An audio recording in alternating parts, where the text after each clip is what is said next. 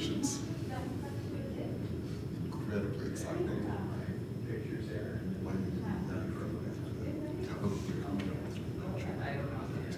It would be in every, it would never be anything. Yes, you put it into water. It gives you the electrolyte. Yeah, I can go. Sugar. Big expensive ones are doing. People are crazy about it. That's the one round I don't want to picture of.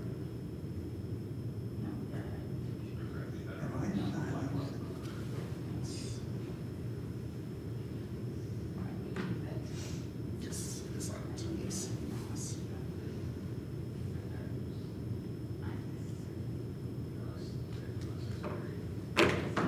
So this is the second class that we devote to the ethic of self-fashioning and non-conformity.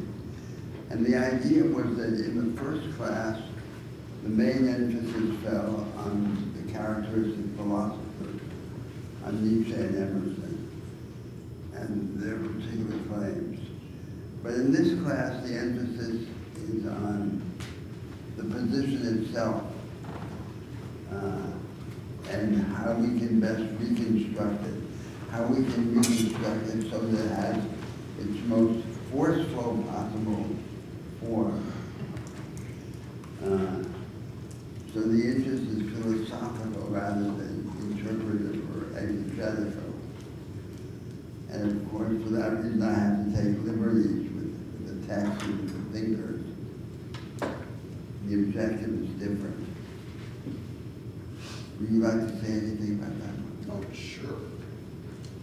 So just to underline this larger theme of what we're doing in the class, so it's been a constant work of both interpreting these earlier materials, looking at the ways they've been interpreted, the ways they've been reread, and as Roberto has mentioned, in the beginning today, we'll be focusing more on, we will be increasingly turning toward the larger philosophical question of what do we now do with these ideas that we have hopefully begun to bring to our larger discussion. And what can we make of this position so that it has the most powerful possible form? Because our interest is not to have a kind of phony debate of straw men, but to present these positions in the form that most deserves our attention, so that they can guide us in the future. Now let's start with the question of the essence of this ethic of self-fashioning and non-conformity. And I have a very particular argument I want to present, which is that the essence is to bring us more fully into the possession of life.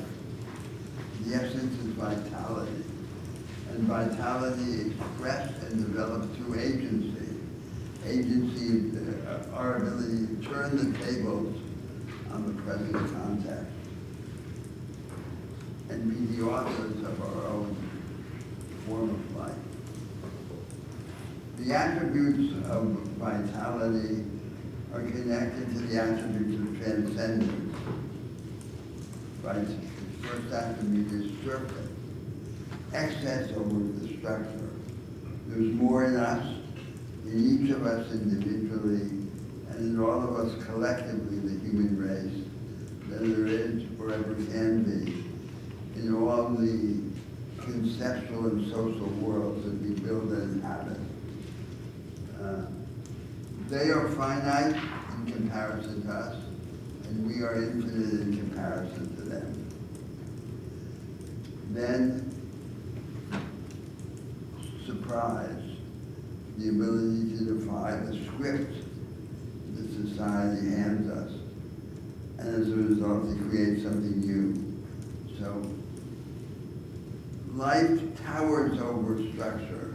There's more in potential and reality and vitality than there is in all the routines of the settled worlds that we build and inhabit.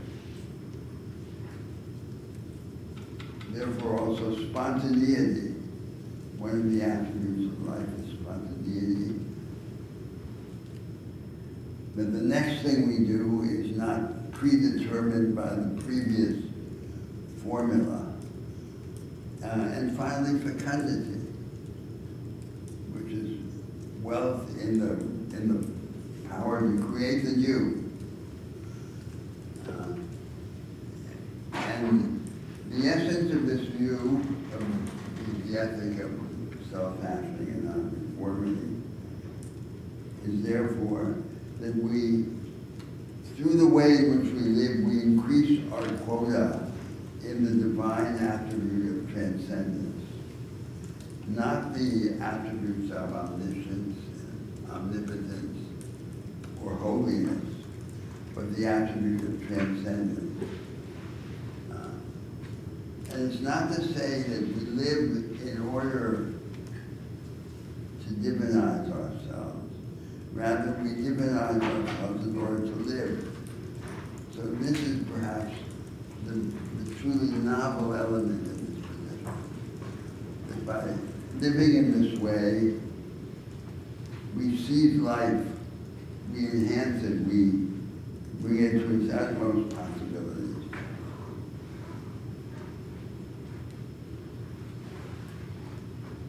Now, the question immediately arises whether this view has metaphysical presuppositions, whether it depends on a particular philosophical position. And my view in general has been in these conversations of ours that the attempt to present any of these views as a metaphysical system weakens them rather than strengthens them. And even in these philosophers that we've been studying most recently, Emerson and Nietzsche, their statements of the position are often charming, seductive in many ways, but also idiosyncratic, and often diminishing the force of the position rather than enhancing it. So, does this view have metaphysical presuppositions? I want to claim that it does. They're very loose, but they're not trivial. The first presupposition is it presupposes that the world is what it is. It's unique. There's one world. It's not an allegory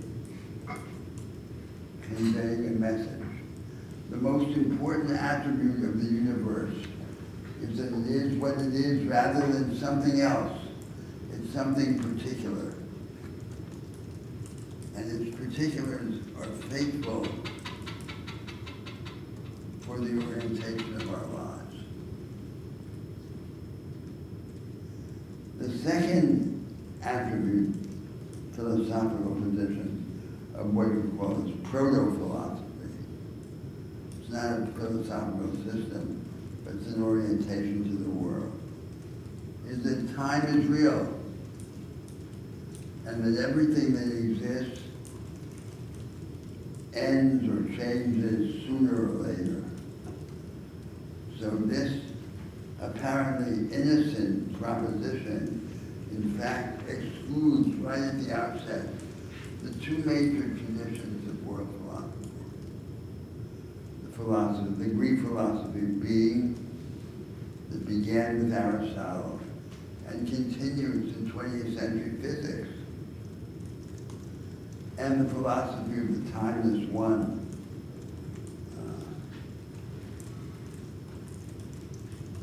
that was represented in the West by Schopenhauer, and to a lesser extent by Spinoza and Leibniz,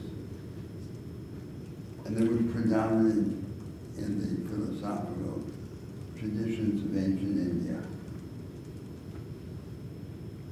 Time is real. There's no exemption from temporality according to the basic structure of nature or to the regularities, symmetries, and constants that supposedly govern this structure. And that position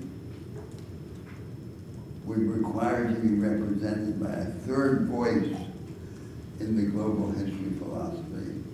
But the third voice is the one speaks with the least influence. And it's a position that I characterize as temporal naturalism.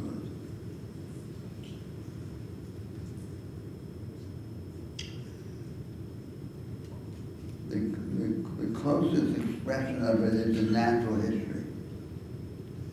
Because in natural history, we have the notion of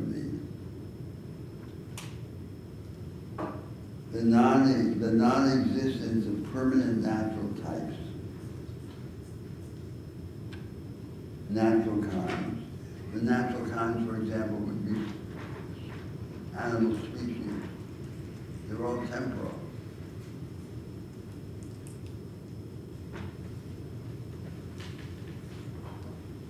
Second, path dependency. Everything arises from loosely connected causal sequences, which don't form part of a universal system. And finally, the principle, if it is a principle, of the coevolution of the regularities, the laws, with the phenomena that they govern. We don't think in natural history that the ultimate possibilities are already predetermined and they're just waiting off the stage to come onto the scene of actuality. And thus, the really new is possible. The really new is not the actualization of some antecedent system of the possible. It's the opposite. Our conception of what is ultimately possible is the consequence of the occurrence of the really new. A third metaphysical presupposition of this view is that the self has unfathomable depth. Each self, Heraclitus, pre-Socratic philosopher, says, the soul of another person is a dark continent that can never be visited. And this view is a strong expression of the idea of the originality of the individual.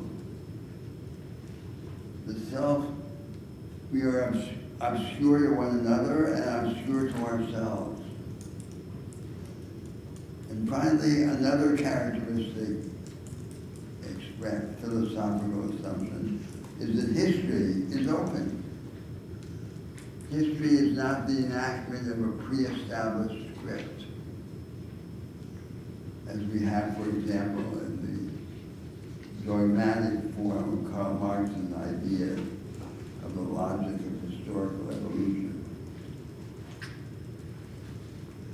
And to these propositions, we could add another one, which is that the ordinary has more promise, more potential than the noble. The noble, the heroic, has less potential than the commonplace. And we human beings have to seek light in the shadowy world of the commonplace.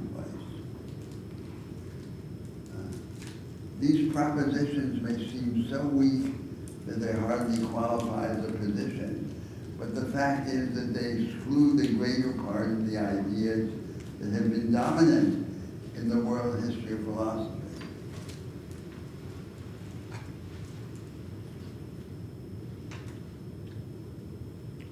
And so, for example, to take an instance of one extension of these ideas, comedy can have more promise to reveal the truth than tragedy, because comedy deals with transformation, comic resolution of supposedly inescapable contradictions. And that we have, for example, in the romances of Shakespeare. And this is a view which suggests that the comic has this greater moral potential than the tragic. Now, in what voices has this view spoken? I think it's spoken in three main voices. The first are its philosophers, its ideologists, beginning with Emerson and Nietzsche, and whom we could describe as the philosophers of agency, because that's the essential element in their ideas. That the individual makes himself real, he creates himself by exercising his power to turn the tables on the world that he inhabits and extract from it a result. Unamuno said in history,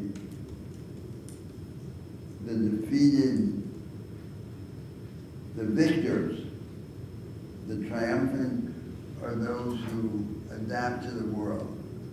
The losers are those who demand that the world adapt to them.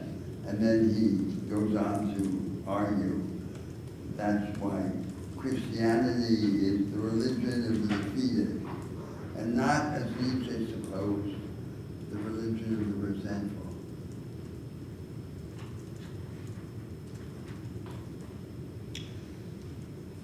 So these philosophers of agency, like Nietzsche and Emerson, do present a version of this view in its most extreme form, but in some ways the version is less appealing or less persuasive than the version that we would come to without their metaphysical claims.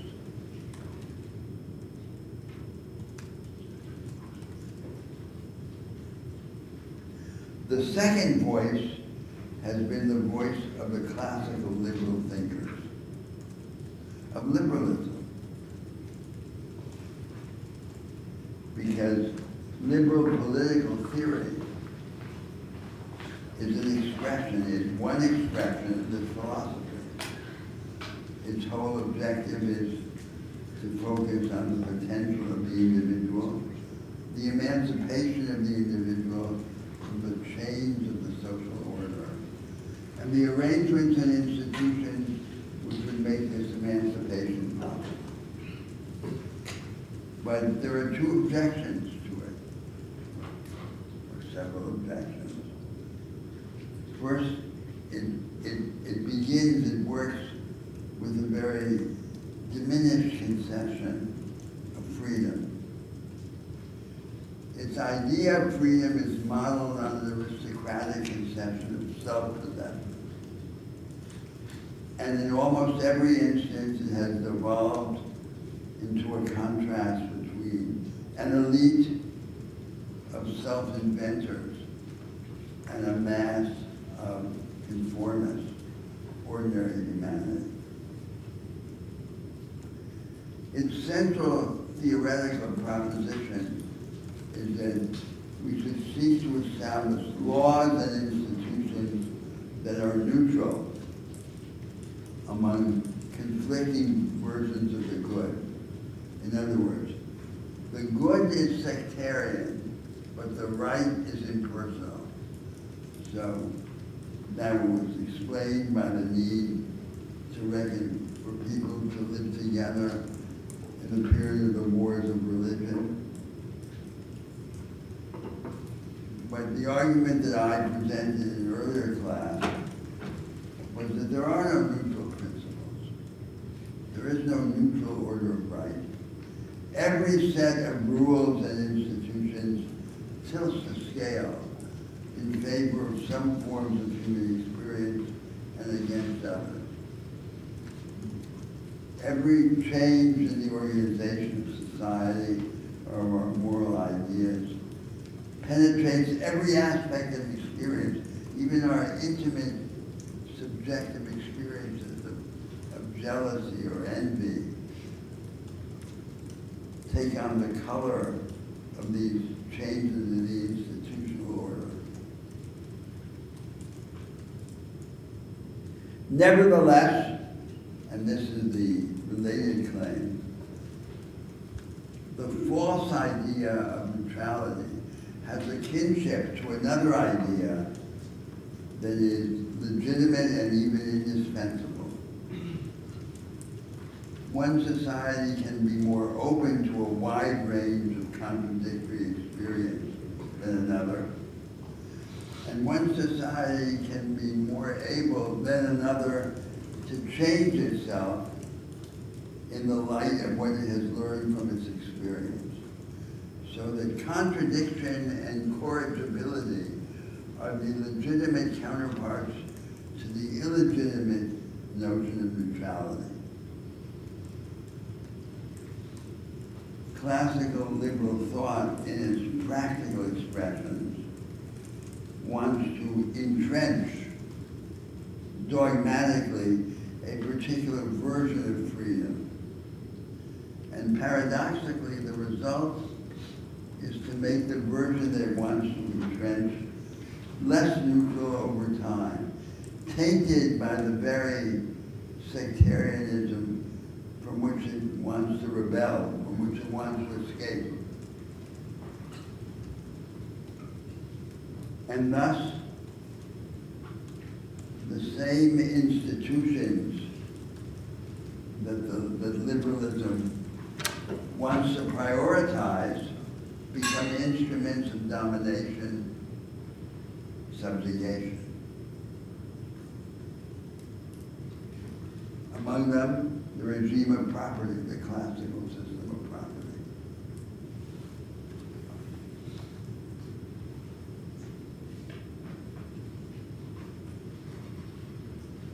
The third voice of this position in the history of thought is the voice of Romanticism.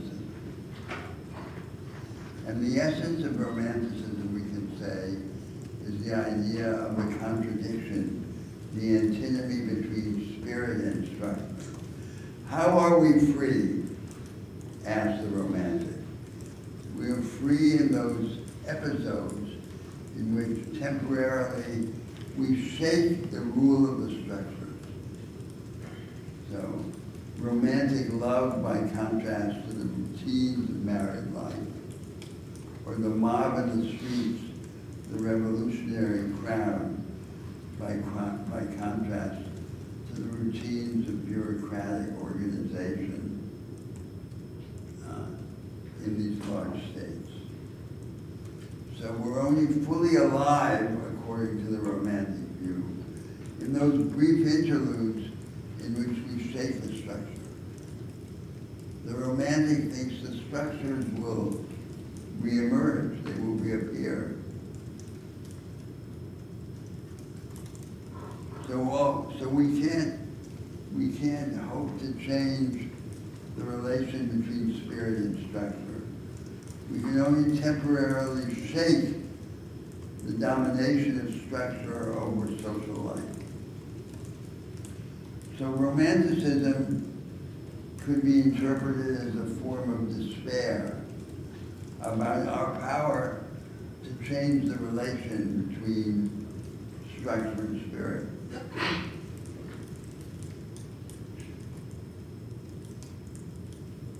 These are the three main expressions of this philosophy of agency and of vitality. In Nietzsche and Emerson, they take a general form, a form that's radical and extreme and seems to be distant from ordinary life and to imply the abandonment or the condemnation of ordinary people. In the classical liberal system, it takes the form of a dogma about what freedom is, and the idea that freedom is a particular system of rights. If we entrench those rights, we'll automatically be free. And in Romanticism, it takes the form of an idea that all we can hope for is temporarily to shake the rule of structure and routine over social life. And in those interludes, in those moments of shaking, become free.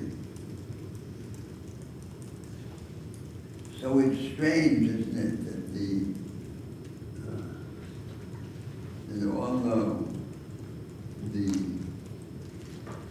doctrine of this philosophy initially seems to arouse vast hopes of emancipation. It ends with these rather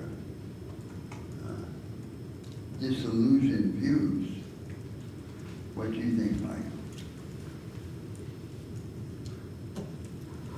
Just to underline Roberto's points here, yes, as we have seen, each of these three, which again, as we mentioned, are attempts to reread earlier Christian notions of love and infinity, and each fall in precisely the ways that Roberto was mentioning. So liberalism will fail by giving you a pre-given sense of what we are capable of, and we become sovereigns over our own property, with pre-given systems of rights and regulations by which we interact. And as Roberto has said, despite the claim of neutrality, those are always based in certain definitions of what our freedom properly could be, and therefore where the restrictions are. So it's a radical delimitation of our potentials as human beings. And then Romanticism and much more radically a figure like Nietzsche are all based on the endless revolt against those structures. Romanticism, as Roberto has said, an endless revolt that is always perceived to be doomed, but the excitement is in the moment of the actual revolt before structure wins, and those are your moments of creativity, by definition, not trying to change the structure, nor by definition giving you any kind of long-lasting freedom from anyone else. And then we, of course, have a much more radicalized vision of Nietzsche, which in his view would not be short-lived whatsoever. He certainly thinks we can create here in Übermensch a completely new world, but by definition then it is for an extraordinarily tiny elite. An elite of disruptors. Yes, a pure elite of disruptors, and everyone else is the men of the herd who follows the There's Übermensch. a spiritual aristocracy of the human race. The spiritual aristocracy is composed of these disruptors. And what we see in liberalism is that what we see generally in the 19th century is that each sect of the liberals and the leftists had a dogma. It said, follow me, here's the way in which you should organize the state and organize the regime of property. And if you do this, you will be both rich and free. So the adoption, the wholesale adoption of the system of rights that each set recommended was supposed to automatically produce both material progress and the emancipation of the individual from the rigid structure of hierarchy and division in society. And it hasn't turned out that way. Because the task is not to press a button and achieve through devotion to a particular institutional system the marvels of both material development and moral emancipation.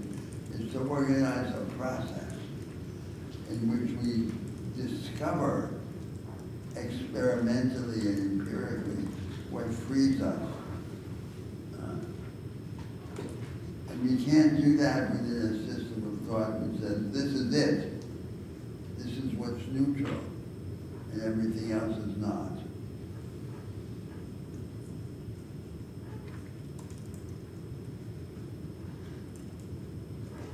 And then we have the philosophers of ages, Nietzsche, Emerson, who give this rousing discourse about our turn against routine, against society, against conventional morality, against religion, as if that would be enough to free us. But the phantoms continue to pursue us. Now, so then the task is to reconstruct this position by dealing openly with its weaknesses in the spirit of someone who said, how can we make it better? How can we strengthen it so that it's worthier to be a participant in this debate of humanity. What are the main objections to this position in its unreconstructed form? The form that we have it in Nietzsche or in Emerson, in liberal thought and in romanticism. And I want then to enumerate what I think are the palpable frailties of the position before we have started reshaping it. So the first frailty is it works with a very thin idea of what freedom is, even freedom for the individual. And I would start by arguing, as I have in our past classes, that freedom is a set of contradictions. So I remind you of this idea that there are at least three domains in which we begin to exercise freedom. One domain is our relationship to another person, to other people, to other individuals. To be free, we have to be connected, but we can't allow the connection to result in a loss of self, of personal distinction, and ultimately to result in subjugation. So the first sense of freedom is the ability to be connected without being subjugated. Now we have an experience of that, the culminating experience in personal love. But personal love depends on being among intimates and doesn't seem to be a solution among strangers. So Christ commanded us to love the stranger, but it seems impossible to obey his command. How can we love the stranger?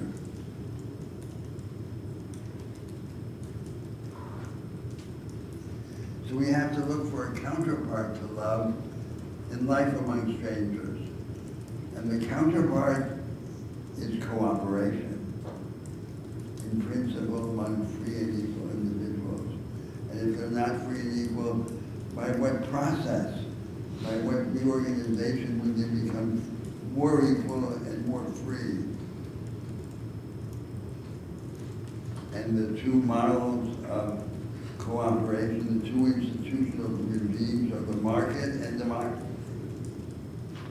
But which market and which democracy? So liberalism wants to claim that there is a form of democracy that is neutral, and it seems that there's no form that's neutral. Every form shapes human experience in one way or in another.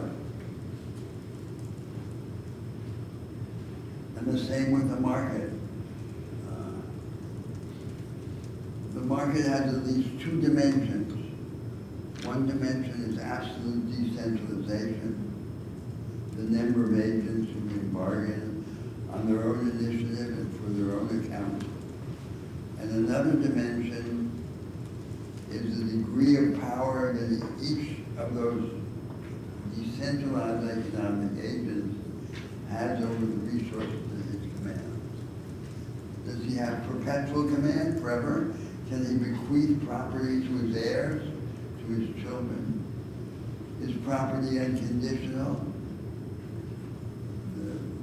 The civil law said the powers of property are use of the thing given by possession, legitimate possession, usufruct, the right to command an income stream, or the right to alienate, to sell. Do they all belong together, or are they made one right of the absolute owner?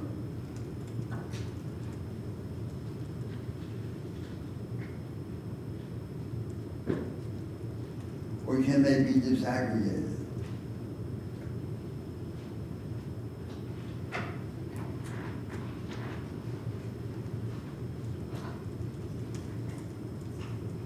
So there's no one order that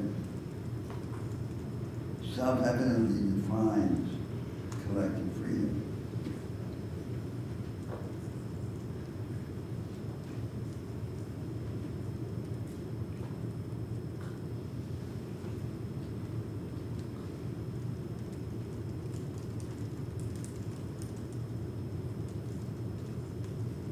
And thus the priority of an experimentalist discovery of the path, rather than a dogmatic imposition of a particular path.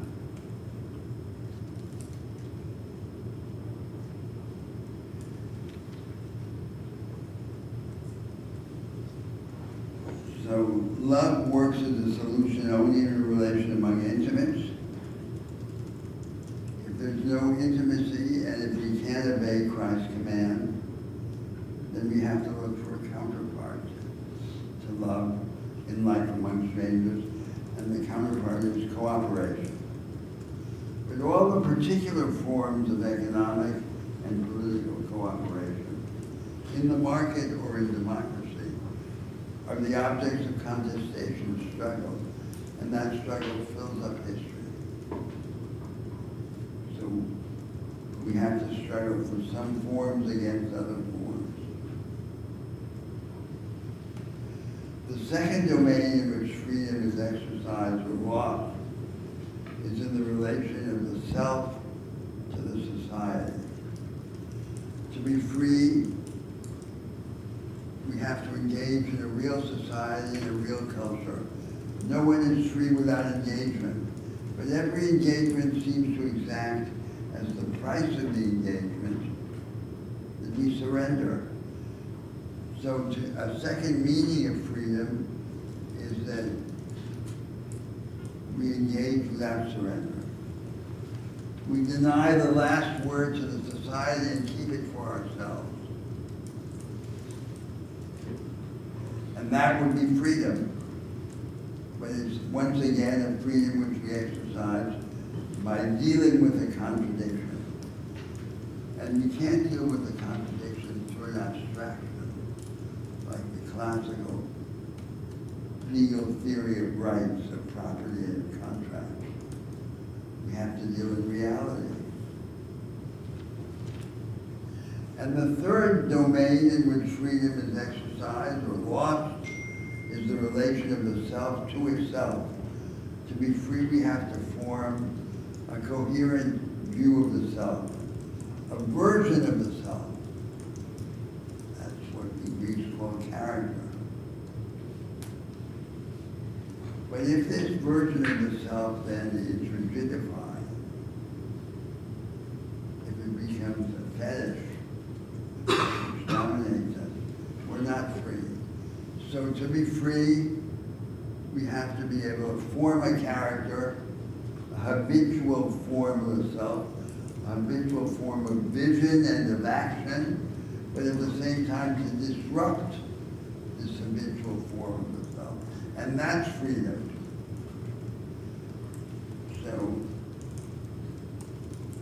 a failure of this view in the unreconstructed form that has is that it doesn't deal with these contradictions. Emerson doesn't deal with them. Nietzsche doesn't deal with them.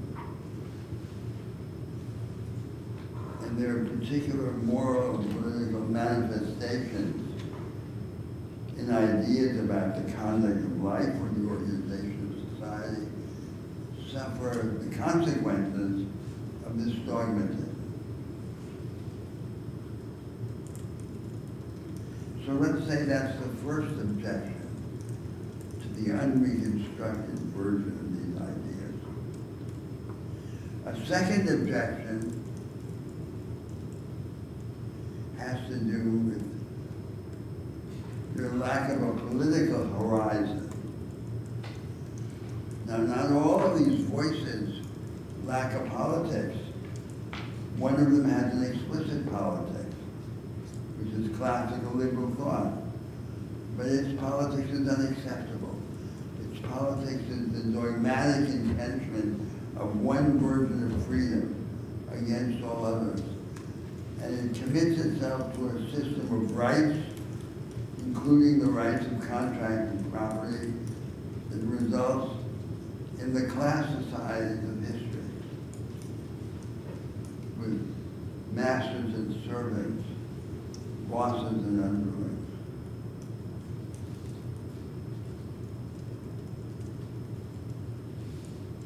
The other two voices have no explicit political horizon.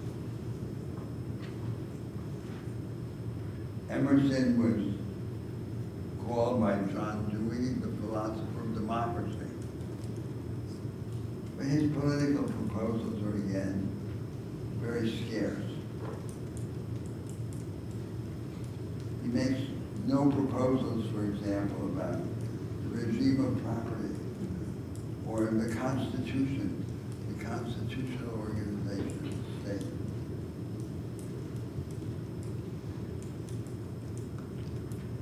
And Romanticism has a negative idea of structure. Its idea is simply the negation of structure. And not just political structure, but moral structure. So in the romantic novel, for example, the object is to marry and live happily ever after with the beloved. But the marriage is almost never actually represented in the romantic novel. It's the horizon, the unspeakable horizon. Because it's as if the novelist were to say, the whole object is to win the hand of the beloved. It would be too boring to describe what life with her would actually be like.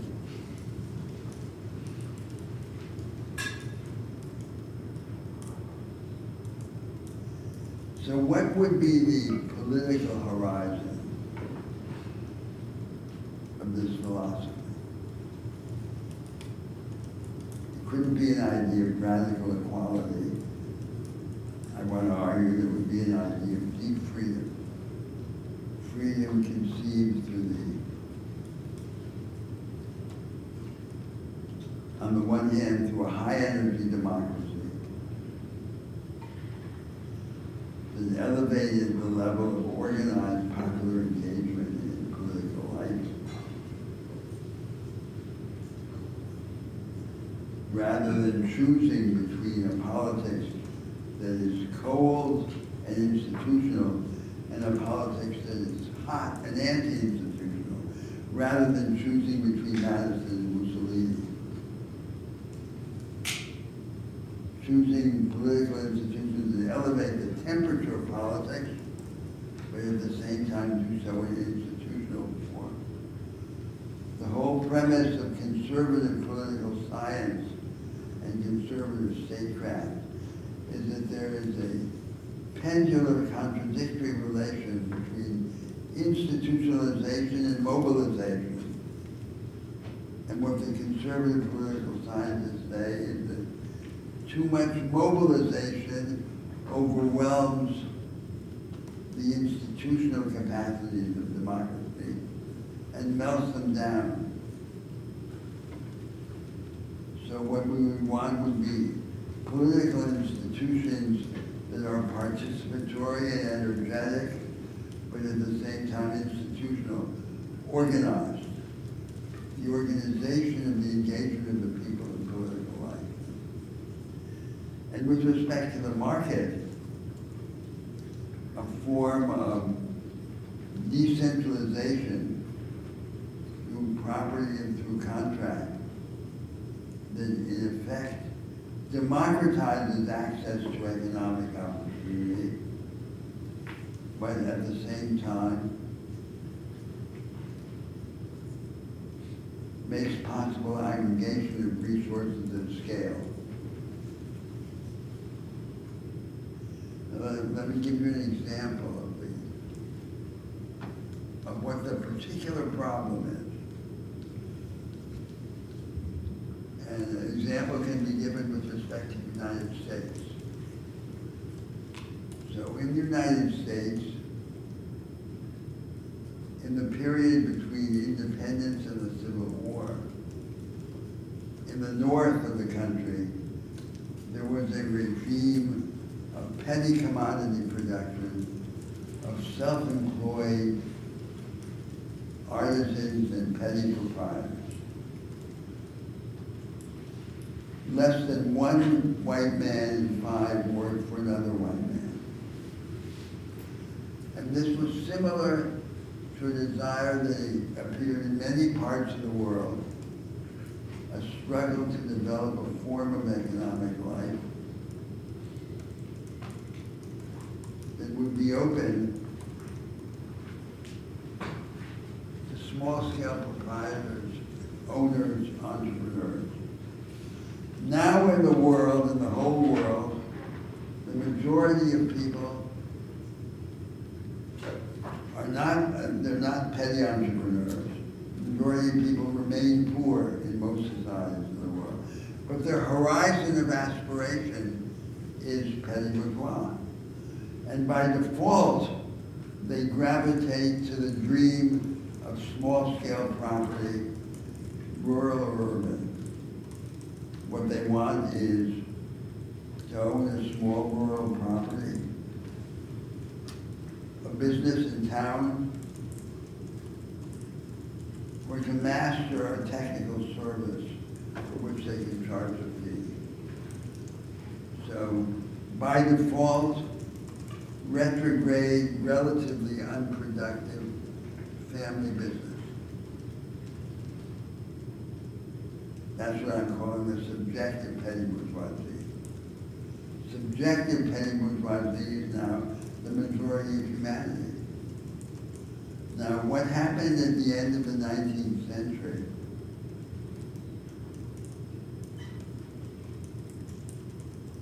is that the liberals and socialists who defended this ideal were able to show how it could be made compatible with the requirement of aggregation of resources demanded by a complex modern economy. And then the bank,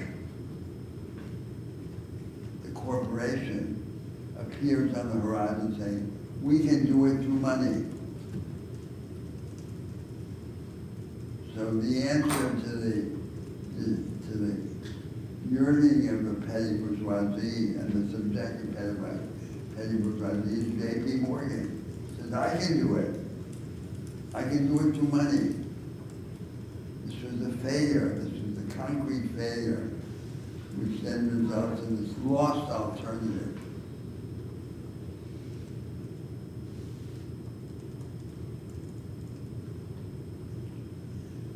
So what I'm calling the politics of deep freedom would be a politics that opens this experimentalist path of alternatives in the market and alternatives in politics.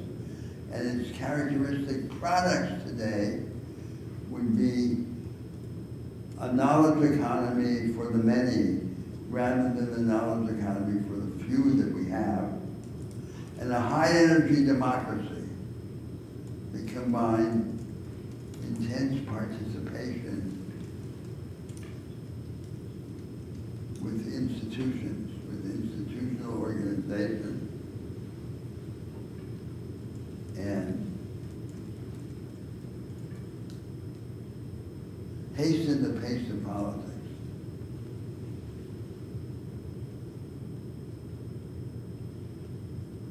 Diminish the dependence of transformation on trauma. The low-energy, weak democracies that we have in the world all require crisis to make change possible. And crisis in the double form of war or economic collapse. And consequently, they perpetuate the rule of the living, the rule of the dead over the living.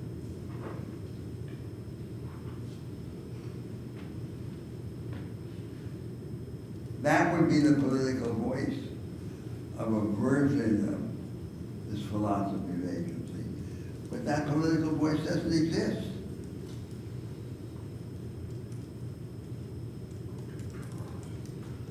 Nietzsche's defenders say he didn't actually propose the political rule by oligarchs, but given his political silence, his silence about institutional options,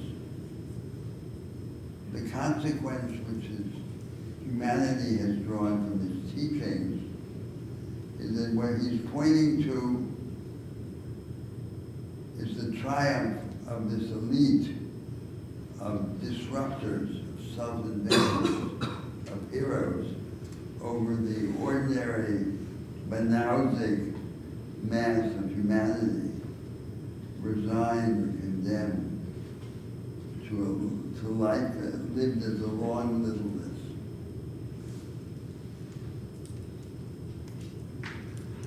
The third problem in the conventional version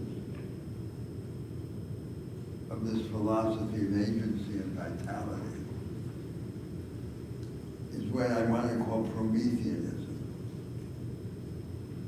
So Prometheanism is the idea that we can escape, not as a collective, not as humanity, but as individuals, to a higher form of life. And I'm using the term Prometheanism as a term of art because the Prometheus of the Greeks stole fire to give it to humanity. And these Prometheans steal fire and give it to themselves. It's a different kind of Prometheanism. And what is this Prometheanism in its essence? It's a kind of beating of the drums in the presence of death. So Prometheanism denies our frailty. It denies what I call the incurable defects of the human condition. Our mortality, our groundlessness, our insatiability. It's a triumphalism. And it is defective, it is objectionable in two fundamental senses. First, because it denies the reality of who we are. It's an attempt to reject the avowal of our weakness. And second, because we need this avowal, we have to have a discourse that terrorizes ourselves, to wake ourselves up from these somnambulant routines, which the Prometheans themselves say is the common lot of humanity.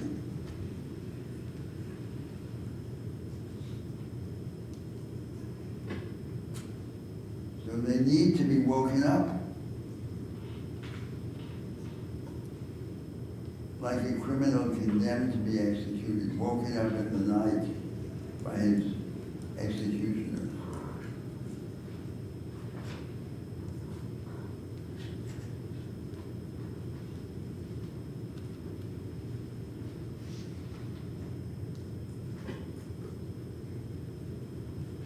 We need this discourse ad hoc against ourselves. Now, the fourth set of defects of this position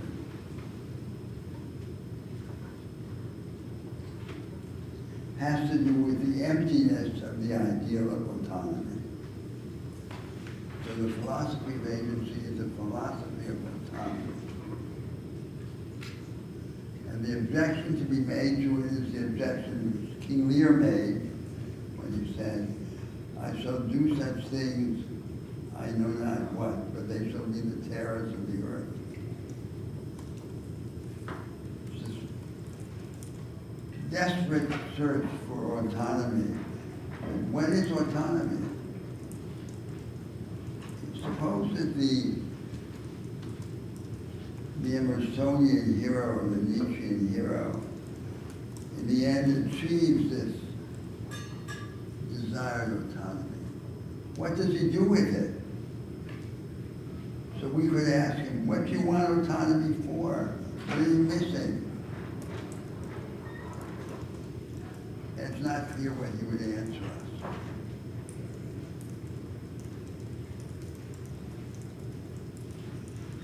Real autonomy consists in attachments and engagements. How are we free? I said before, we're free by being connected. We're free by participating. We're free by engaging in a particular view of the world, informing a character and then disrupting it. That's how we're free. So we're free by attachments to people, and every attachment makes us vulnerable and subjects us to the possibility of betrayal. And we're free by undertaking tasks, by taking sides. Dante Alighieri said in the Divine Comedy, those who never took sides never really lived. Their lives were consumed in chasing empty banners. And when we take sides, we run the risk of taking the wrong side. Just as when we're attached to people, we run the risk of losing them or being betrayed by them. So it's this content of the ideal of autonomy which would have to be developed in the discourse about how to live, the form of life. So these seem to me to be the primary defects of this position, their frailties. Working with a view of freedom which is too thin and denies the contradictory character of the real domains in which we develop freedom, lacking a political horizon of politics that corresponds to this morality, adopting the triumphalist illusions of Prometheanism, and in the end, accepting an empty idea of autonomy, an idea that would have to be filled up by a radically different view of what autonomy is.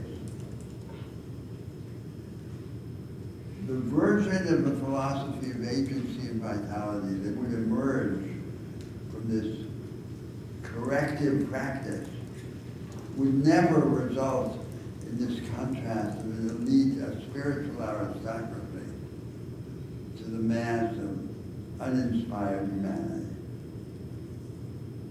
We have an idea that we could rise to a higher form of life, but we would always have to rise together, not separately.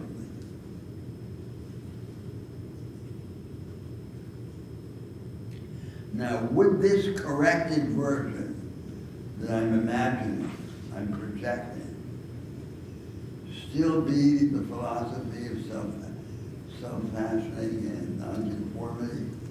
Would it retain enough of the original idea to merit the same label? Or would it be, in fact, a completely different position? Like Christianity in relation to the philosophy of agency. I want to argue that despite the radical changes in this doctrine that would result from these multiple corrections,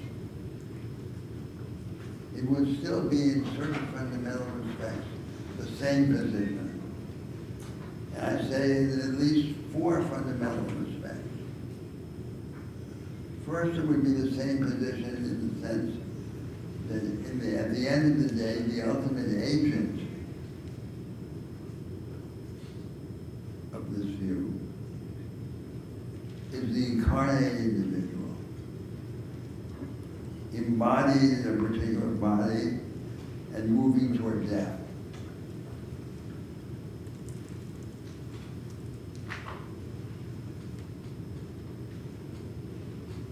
encased in a body which is dissolving, but with this aspiration to transcendence.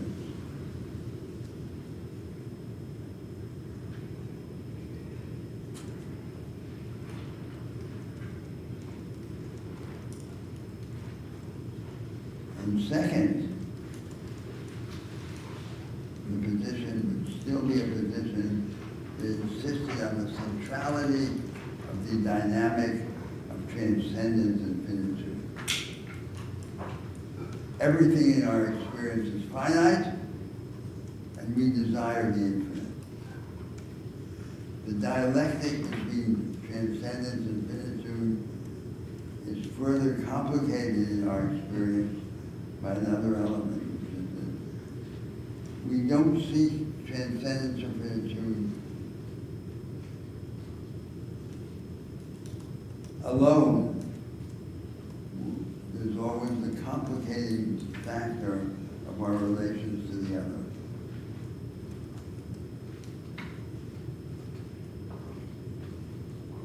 The fundamental question which everyone has to answer in the shaping of the conduct of life is, where are the others? And the question, where are the others, modifies every aspect of our struggles, form of view of the conduct of life.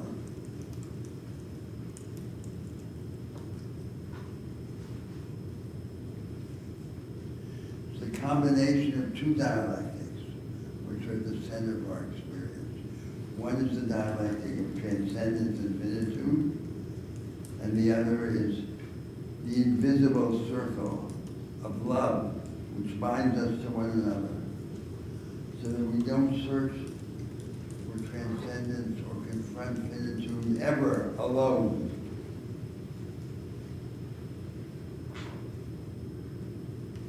Now, the third respect in which this position, even after reconstructed, would still be essentially the same position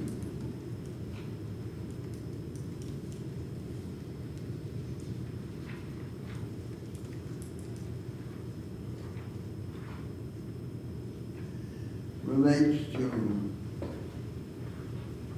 the world revolution that I've described from time to time. Remember, I said, for the last 300 years, the world has been on fire. It has been inflamed, it has been aroused by a revolutionary project.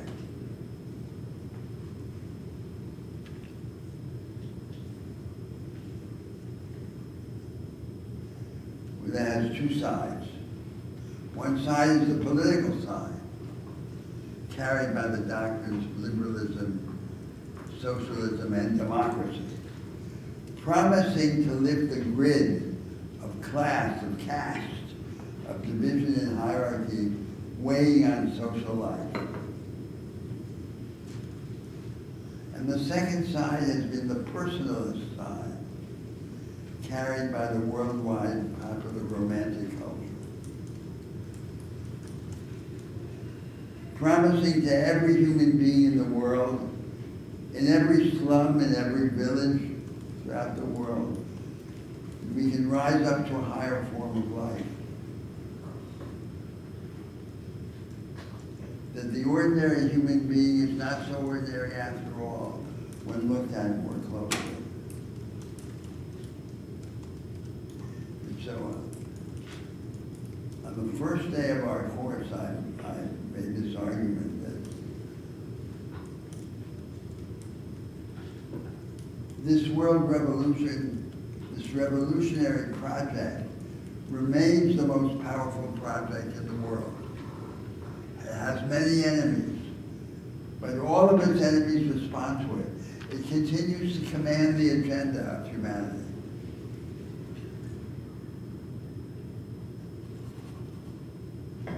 But it's in the paradoxical situation now of being both strong and weak. It's strong because it continues to command the agenda, but it's weak because its supporters, its votaries, no longer know what its next step should be. On either side, on either the political side or on the moral side. The moral perplexities are the ones we've been discussing in this course. Every class we've had so far, and every class we'll have to the end of the course, will elaborate the idea that we don't know what the next step should be of this revolutionary project on the moral side.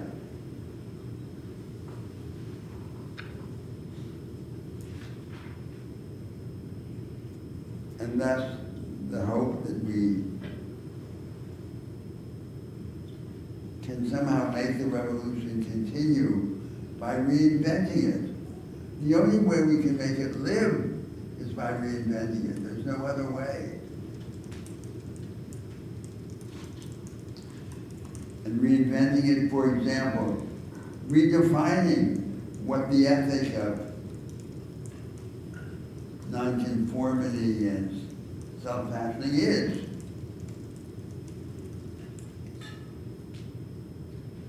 And offering it to humanity not in the form that Nietzsche offered it, but in a form that responds to all of these objections that I've just enumerated. So, the reconstructed form, the form that would emerge from a response to these objections, still retains an intimate connection to this world revolution. You can't say that of the other ethic that we're going to discuss. The history of this ethic is inseparable from the history of that revolution. They're intersecting.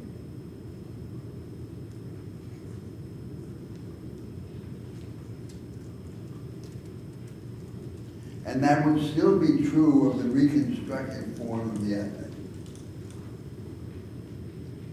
Its promises would be inseparable from the promises of that revolution.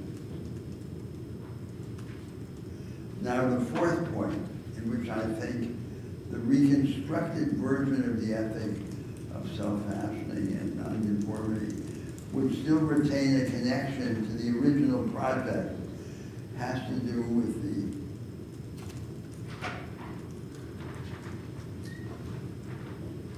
astonishing claim of the spiritual elite. The reconstructed form of this ethic still has the idea that the elite, the true elite of humanity, is not a priestly elite, but it is a prophetic elite. It is a prophetic elite of disruptors who prophesy and demand from humanity disruption, self-reinvention, with all its dangers and risks. And therefore insinuate that as the Protestant Reformation abolished the role of a priestly intermediary between God and humanity, this spiritual change that would come from the reconstruction of the ethic of nonconformity would propose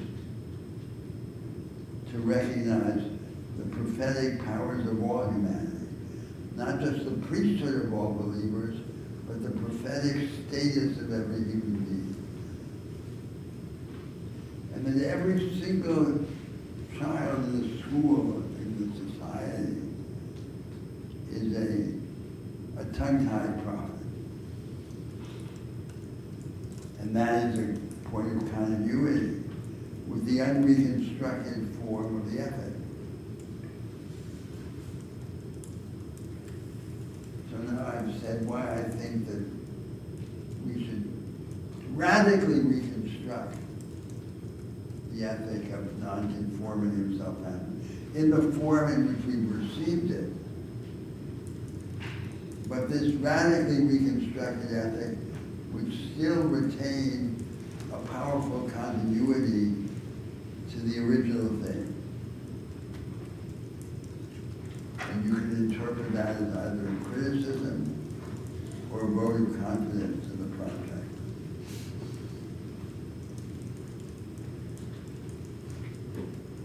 Oh, I've spoken too much. Not at all. Wonderful. Let us open this up for conversation. Thoughts, questions, provocations? As always, anything goes. Please, please.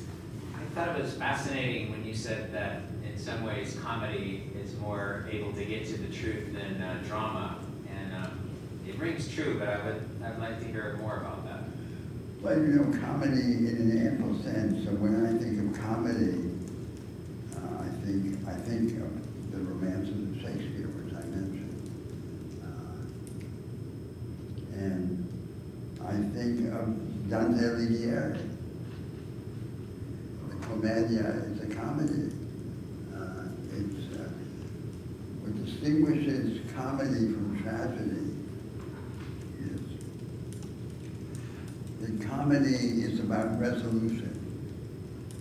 Tragedy pictures two forces that annul each other, that resist, oppose and annul each other.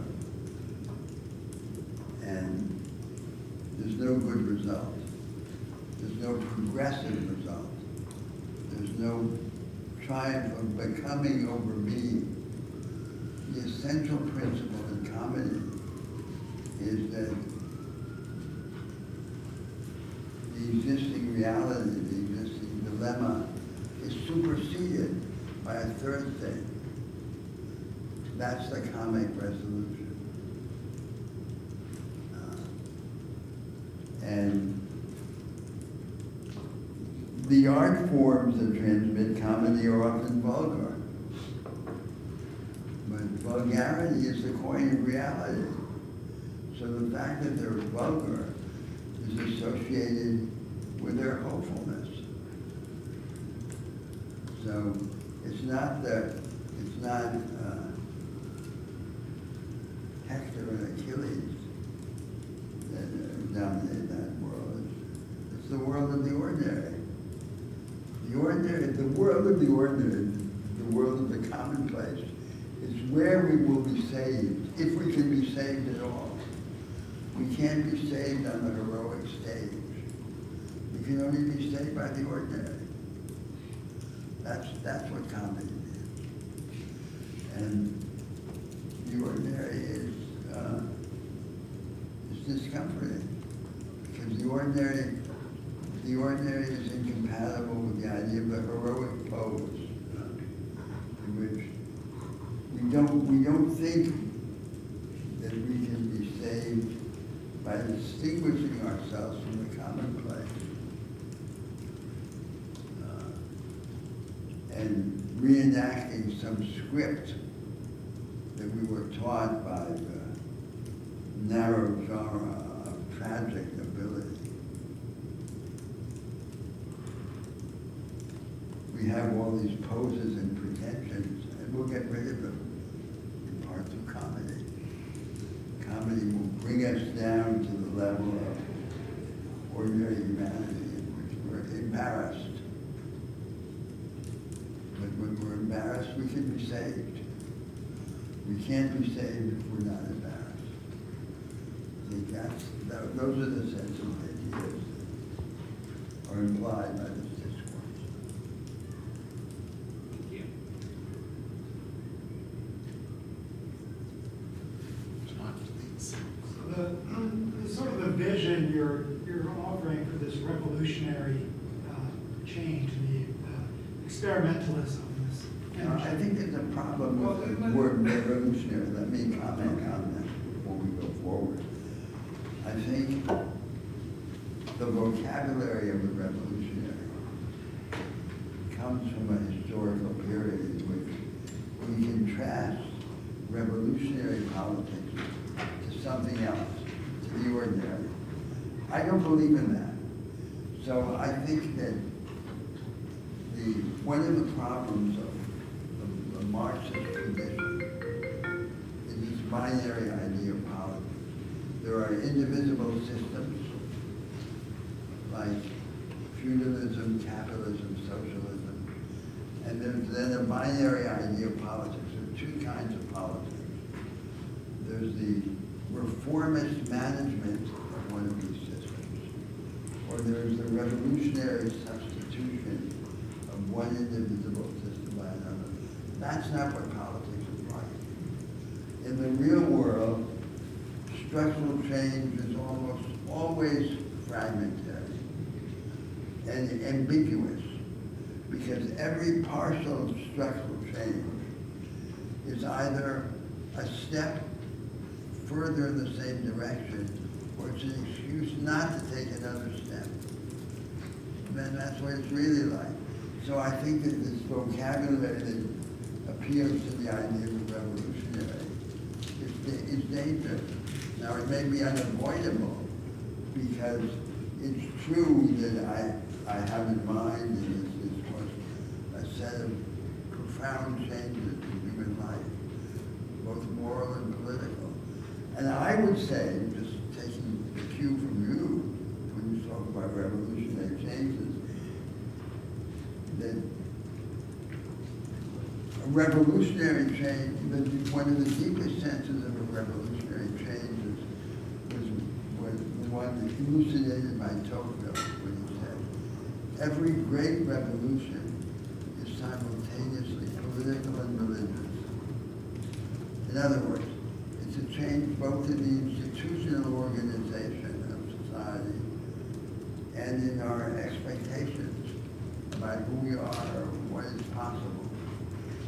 Now, those changes typically don't happen all at once. The idea of a total change is a limiting case, and for the most part, a fantastical limiting case. And now let me make just one further remark about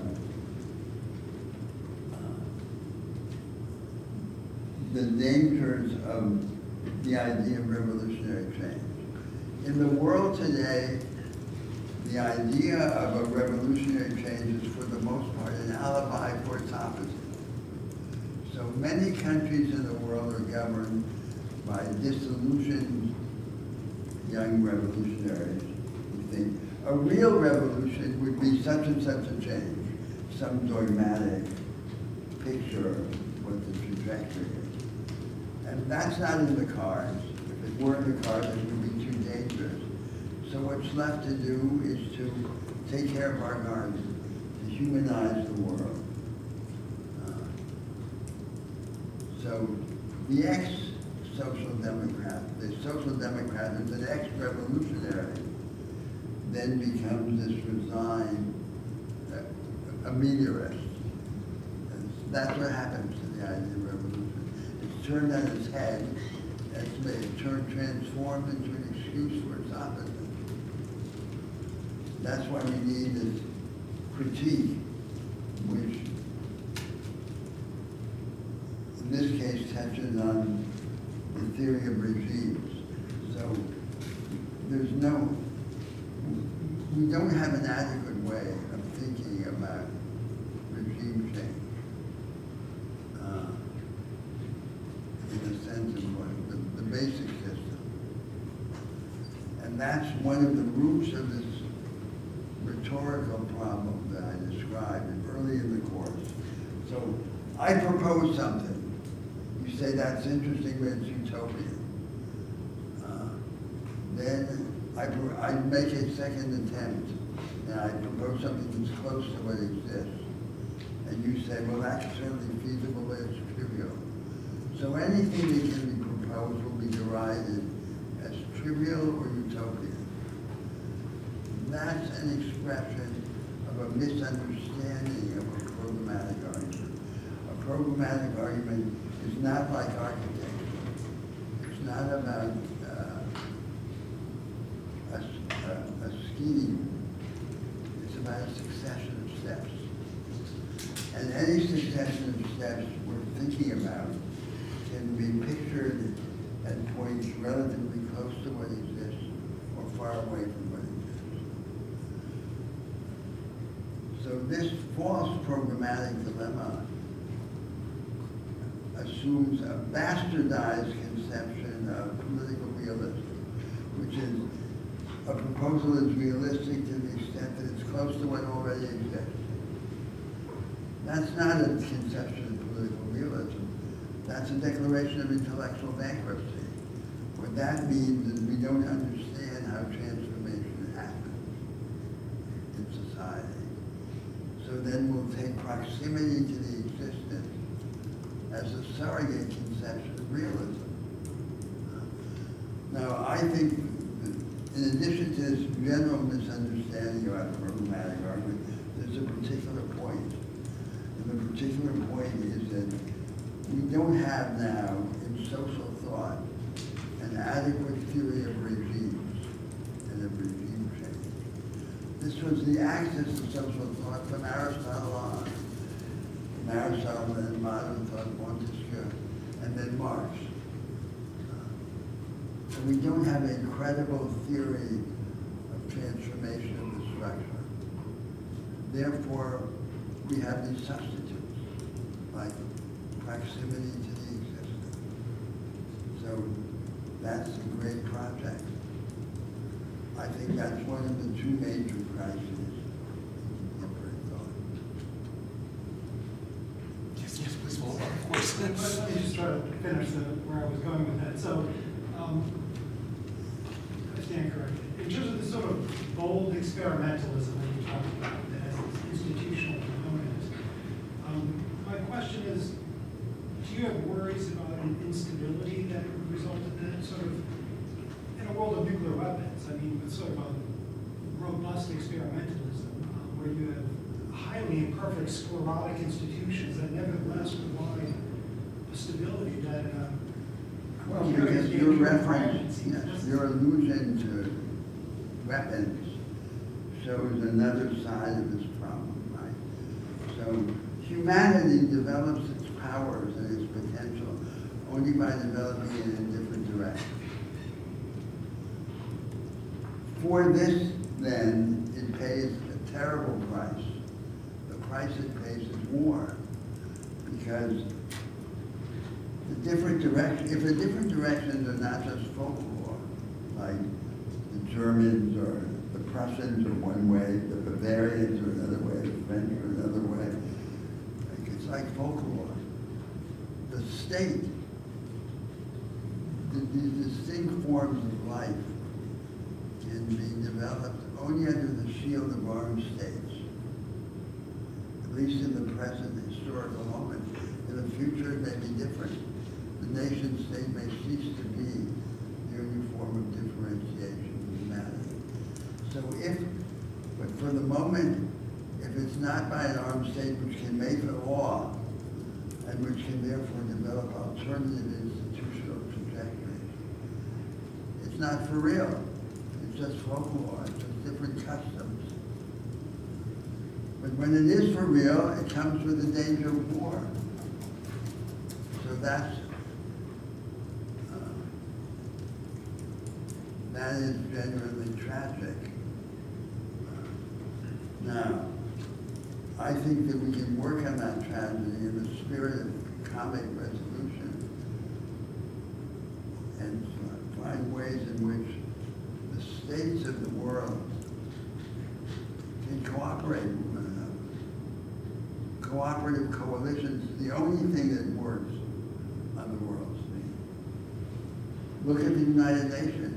The United Nations is a complete flop, except as an umbrella organization, which then creates an environment propitious to coalitions among states. So we could hope gradually to open the world scene to more cooperation in more forms of coalition. And this way transform the relation of states, make the relation of states less venomous. Now, I think there's a very interesting feature of modern nationalism, which reveals the nature of the poison. So, in the ancient world, the states of the world were organized around detailed customs. But to be a Roman was to live according to the customs of the ancient Romans. Now, what is the poisonous character of modern nationalism? The poisonous character of modern nationalism is that the states of the world are locked into a process of worldwide practical military and economic emulation and rivalry. And they discover that in order to prevail in this rivalry, in order to remain strong, they have to sacrifice a part of themselves. So they started out as being different ways of being human by having different customs. What's the direction in which they're going? They're going in the direction of a moral specialization within humanity. There's no obvious way of being human, there are different ways. And the states of the world then protect these different ways of being human. Now, along the way, from the first pole to the second pole, an accident happened. And the accident can be explained by the example, for example, of the Meiji Restoration of Japan after the 1860s. Japan discovers that in order to remain independent, it has to import technologies, practices, and institutions from Prussia, for example. So it has to go to the altar of this worldwide emulation. It has to be willing to tear out a part of itself and combine something that it imports from the rest of the world with its things that it had before. And that combination then is, you could say, it's a relatively eviscerated form of the collective identity. So before it was a tangible identity in details, which is porous. And because it's porous, it's concrete, it's subject to compromise. But this identity becomes relatively more abstract.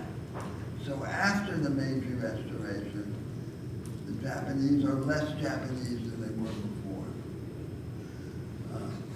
And as the desire for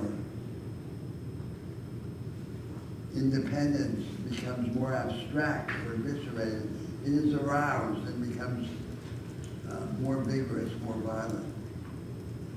So then it happens in our world that two nations live side by side and they come to hate each other, not because they're different, but because they're becoming alike and because they want to be different. So the desire for independence, for differentiation, becomes the object of an intransigent faith because it no longer has to work with the concrete, porous stuff of customs. So that's the poisonous character of modern nationalism. So as an example of these surprising contradictions that arise in the course of real and human history. And what's the recipe? What's the solution? So reactionary right-wing nationalism says restore the ancient ways. Liberal cosmopolitanism says overcome the differences, converge to the same thing, to the same set of best practices and institutions. The better position is the third position, neither of those two. The better position is equip the nations of the world with the institutional and practical instruments with which to create real difference. The problem is not real difference. The problem is the suppression of real difference. The more the nations in the world can delight in the creation of tangible difference, the better. The more they're required to engage in this intransigent affirmation of faith abstracted from real difference, the more dangerous it is. That was the kind of argument I was trying to make. In which you say, the problem is not difference. The problem is the absence of difference, or the melting down of difference. We want cooperation, we want experimental empowerment to develop real difference. Real difference is what would be interesting. In a world in which, for example, all the existing forms of the knowledge economy and the major powers of the world are exclusive and selective, originality would consist in developing a socially inclusive form of the knowledge economy. And that would be an example of real difference. So that's what I want. I want real difference. I don't want fictional difference. I don't want the difference, because it is not real, can only be the object of an intransigent faith.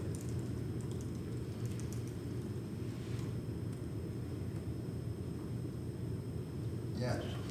You've talked a lot about how our hope for this radical reconstruction lies in the ordinary instead of in the heroic.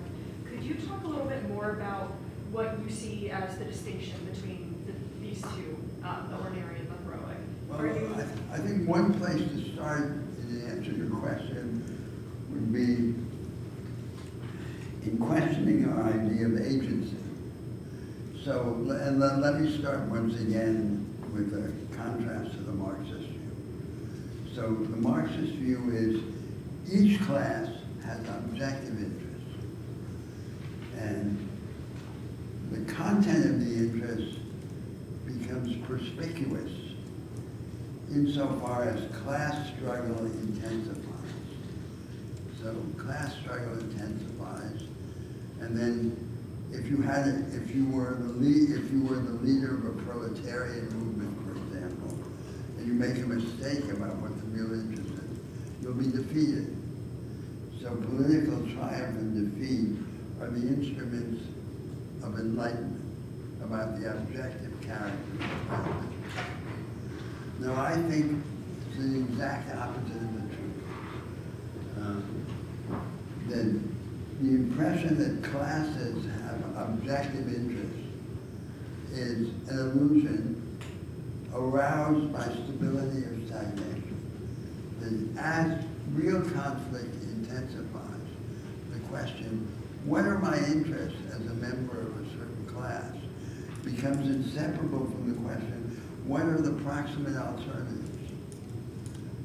The alternatives in the realm of the adjacent possible, not the ultimate alternatives, but the theirs to which I can get from here.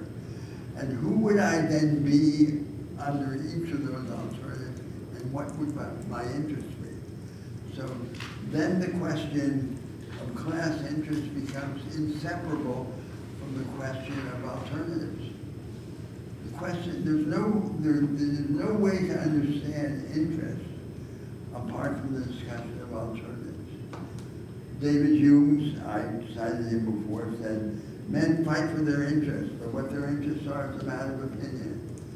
And especially opinions about the possible and the proximate possible. And that's how you would begin to engage it. So, for example, leaders of the workers caught in a declining mass production industry, like the so-called Rust Belt industry in the United States, will be inclined or tempted to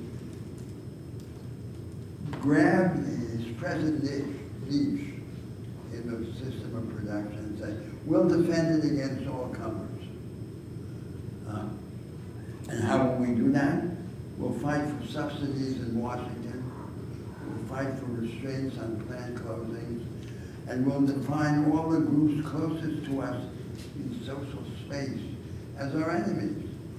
The temporary workers, the foreign workers, the small business class. And he'll not do what he should do, which is to say, this has no future. rest of the industries, unless it's converted into a version of the knowledge economy.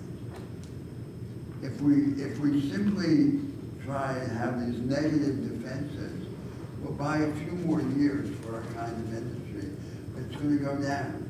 It's not going to come back. And in order to create an alternative, we need to rethink the groups that we used to think of as our enemies, as our allies. And our common project will be to create a more inclusive form of the knowledge economy, a knowledge economy for the many, rather than what we have, a knowledge economy for the few. That's how the idea of agency is transformed. And we then acquire little by little a richer sense of the possibilities. Now, the same thing you could say happens in the international setting, when countries are able to collaborate in the development of practical instruments. That's how I would be tempted to begin my response. Yes, please.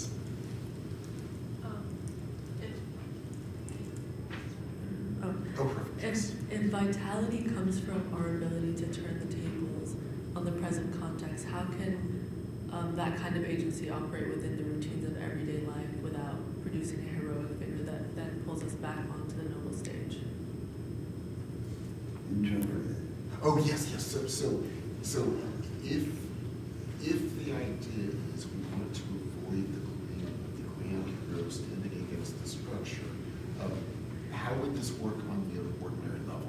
So wouldn't you still be the problem of having the grand heroic figure trying to change ordinary events?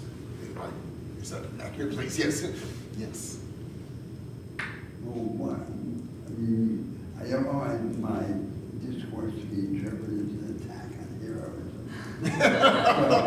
so no, I mean, there's an interesting aspect of this, because it has to do with the virtues, right? So early on, we had a change in which I argued that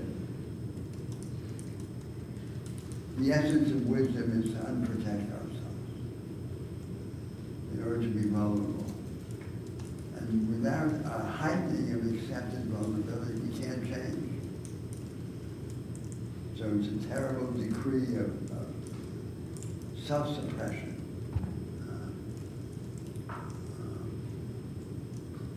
And it's just related to courage. So courage is a very interesting virtue, right? I'd rather speak about courage than speak about heroism, because the category of the heroic is an elitist category. Courage is ordinary. And courage is a very interesting virtue, because it's not the highest virtue, compared, for example, to hope. Hope is a high virtue, I would say. It's one of the virtues of divinization. It's a virtue that makes us more divine, increases our quota in the attribute of transcendence. But courage is the enabling virtue, because courage is a virtue that is required for all the other virtues to work. So, in the absence of courage, all of the other virtues become infertile. So, this ability to resist the structure of routine is the requirement for the fecundity of all the other virtues. And that's a very interesting discovery, a moral discovery that we can make. So that it's not the highest in the hierarchy. So what I would say about the virtues is, that's one, we haven't used that in the course, that discourse. But it's one of the discourse. We get rid of this academic notion of virtue ethics, which is like the special kind of ethics called virtue ethics. That's silly. It's just it's a rhetoric in which we can deal with the problems of the conduct of life. The basic virtues are the virtues of connection, fairness, forbearance, respect, and courage. And the meaning of all of these virtues is transformed. It was transformed by Christianity, by the idea of the infinite, and it is transformed by the ideas that we've been discussing. Now then there's a second category of virtues, which are the virtues of kenosis. Kenosis is a category of patristic theologians in the early history of Christianity. And they are virtues like simplicity, distinguishing the essential from the paraphernalia of ordinary life, which weighs us down. Enthusiasm. So these are the virtues that prepare us to rise higher. Simplicity and enthusiasm. And attentiveness, so we can receive the impressions of the world. Attention, simplicity, attention, and enthusiasm. They clean us, they prepare us. And then the highest virtues, I think, are openness to the other person and openness to the new. And they have a very proximate relation. And these are the virtues which I think of as the virtues of divinization. They make us divine. So again, it's like I said earlier today, it's not that we live in order to be godlike. It's that we become more godlike in order to live. So they are the virtues that make it possible for us to die once, rather than dying many small deaths. And that's how I would think of them. So I think that little by little, I think that from our course, there begins to emerge a picture. You could call it either a neo-Christian or a post-Christian picture of how in a democratic society, which is searching for experiments that can open us, we should live. So each little element adds to this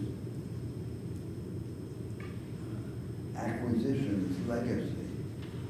That's how I would like to see it.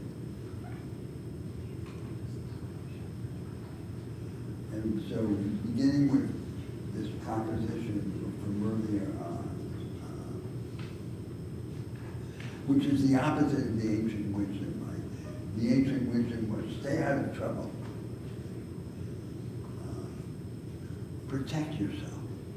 Be serene. Don't let yourself be perturbed. It's the opposite. Look for trouble. And then little by little, we begin to give more detail to this conception. So this is related, when I said the world has been inflamed by a revolutionary project. These propositions that I'm stating just now are from the personalist side of the revolutionary project. And I think that it's a defect of the political imagination to talk only about politics and institutions, because there's a subjective element, the personalist side of the revolution, which is equally central. So I don't know whether these propositions which I'm stating now, how they would sound in a foreign society. I don't know, for example, how they would be received in China. But this is an interesting subject of discussion. Would they say, well, that's an example of Western romanticism? Well, what would they say? We'll turn to this in part in a couple of weeks when we get to Confucianism. We discuss and start doing the comparisons, but as an opening answer, I think it's very intriguing how some of these ideas actually would work very, very well So in China, we'll discuss this in much more depth, but insofar as you get this tremendous focus on what are the ways that we break out, and the emphasis is always on a very mundane, common level, how we train ourselves to break out of the limited ways we have these patterned relationships. Much of this works very well. Now, as we'll discuss in 2 weeks, part of the intriguing comparison comes in, because if you have this at one level ground of similarity, you're absolutely right in what's at the heart of your question. There is a significant difference, not only in terminology, but as you said, a starting place. The starting place would not, certainly Confucian thought, be the individual, not obviously in the limited way that we're talking about in liberalism, but you're not starting from the individual that is then reworking. It's always relationships all the way down. So yeah, it's a sort of a nice pointer toward where we're going to be going with the rest of this class as we discuss these comparisons in detail. Some works well, Take, for some does example, not. this proposition, unprotected, Yes, exactly. which if you were speaking with a Greek Stoic, you say, you must be mad. Yeah, absolutely. It's the antithesis of moral wisdom. Precisely. And what were you Confucian studying? Oh, actually, very different. So let me first underline the So the points that question John is whether comparison. Confucius Yes. attributes would be orthogonal. Right, yes. Very much. So the reference here, Roberto is mentioning, so in Stoicism, the view was the cosmos is inherently and properly structured. We must know that it's inherently and properly structured. So our goal is simply to And draw up your moat. Yes, It absolutely. becomes serene. Exactly. So your goal is to be serene and accept that ultimately the world is good. When we get to Confucianism in 2 weeks, we'll see the opening move is the world, at least to our experience, is capricious, it is a mess, and we are trying to build a world where we can flourish. So not only is there not a pre-commitment to a structured moral cosmos, the idea is that's a dangerous idea because precisely it will lead you to simply say, accept the world as stands. And so it's a very different push to change the world, but yet in both cases, I agree, there's a strong push. Whereas in Stoicism, it's literally the opposite. The teachings are accept the world, accept that the world is good, and simply live properly within it. So are we, We are, so that's a problem. Yeah, we do have a couple of minutes, so please, yes. I just wonder if we might be defining vitality differently in romantic thought versus in religious thought. Or is there a as consensus? opposed to what? In romantic thought versus in religious thought, like our definition of vitality. Well, I think that there's a close relationship between the romantic idea and the Christian idea. Because some theologians, like famously Hannah, for example, said, the essence of Christianity is the promise of eternal life. And it's not just to defeat mortality, but it's the idea that life is a perpetual flame. It's this idea that it's the source. Creation is divine. And so there's an intimate connection between this faith in the divine, in ourselves, and this idea of life. So it wouldn't really be about disruption or like intensity or novelty versus like in religious thought, at least in my religion, it's like more connected, vitality is more connected to the heart and becoming spiritually aware, purifying the heart. And that's when you're most Yeah, so this is, so the division in the Semitic monotheisms, right? Because Christianity is in many ways the religion of the heart. Islam and Judaism both evolved, although this is resisted in both those religions, right? Certain tendencies. It's a religion of the law. And so, and this is a very sensitive subject because I know that the Jewish religious authorities, the theologians, say that this is a distortion, that St.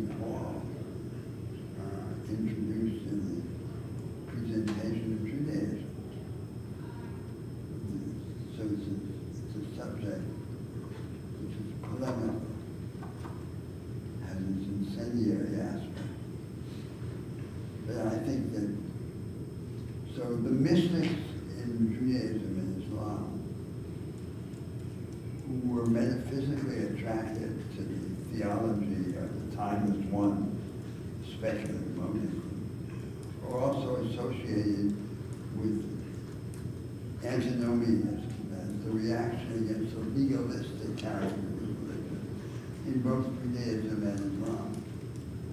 We're critics of legalism. But it's complicated because legalism isn't just rules, it's related to community. So in Judaism after the destruction of the temple, of the second temple, becomes also a communitarian religion. And the rabbis are communitarian leaders. When there are no longer priests,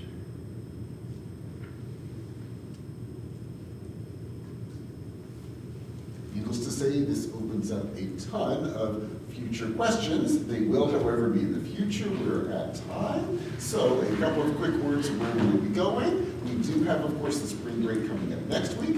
When we come back, we will jump back again 2,000 years.